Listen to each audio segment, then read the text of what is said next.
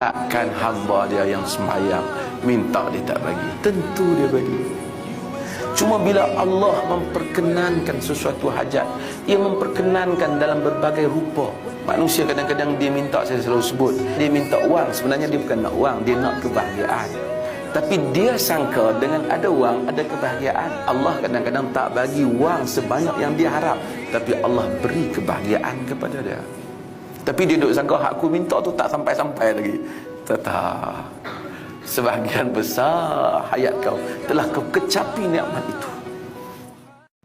Kalau dia mampu dalam bahasa Arab, dia bahasa Arab doa yang maksud. Kalau letak, dia doa dalam bahasa yang dia doa.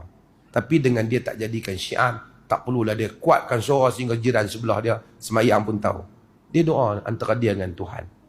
Sebelum memberi salam, kerana Nabi kata, ثم يتخير من الكلام أو من الدعاء أو من المسألة.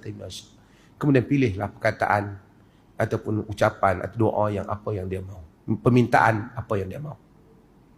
Maksudnya boleh doa di sisi diri dia juga apa yang menjadi hajat antara dia dengan Allah Jalla wa Ala. Sebelum seseorang memberi salam, dan inilah tempat yang mustajab yang ramai orang dia tertinggal. Kadang-kadang sebab tu orang kadang-kadang dia balik main cerita kita, heran no, dia orang Arab no, lepas semayang tak pernah doa pun. Pasal dia tak faham konsep doa selepas salat. Doa kalau lepas salam nak bagi doa pun, kalau dia ada doa dia boleh doa, tapi orang doa cuma kau tak nak, mungkin kau tak dengar, kerana doa yang dia lafazkan itu selepas daripada dia membaca tasyahud, sebelum dia memberi salam.